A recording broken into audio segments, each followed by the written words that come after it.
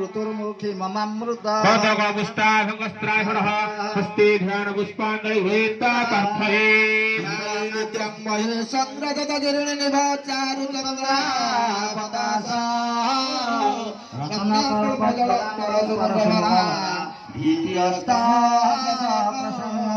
पद्मासेन समदानचोषमगणे दग्रमूर्ति वैभवानां विश्वाद विश्ववन्दनाधिरभया पंचवक्त्रा ओम त्र्यंबकदाविंदरे ध्यान पुष्पांजलि समर्पयामि। ओम त्र्यंबकाय नमः।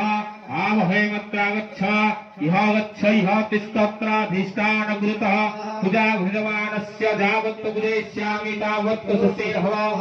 आवहरदिदस्य मुददस्ये आसने आसन नमः पद्मे पास नमः हस्ते अर्घ्यं सह गन्धं नमः पुष्पाणि वौसात् धूपः सह दीपः सह धूपदीपान्तबलियात्ममुद्रः शिक्षं पुक्षं सेवतारणं चापूर्णं हेन मुद्रां बुद्धिगुप्त महामुद्रा जप तप संस्कृत्य धर्माय नमः ज्ञानाय नमः वराय नमः ऐश्वर्याय नमः ब्रह्मणे नमः महालक्ष्मी नमः हस्ते क्लमुक जल बिल्वं पुष्पं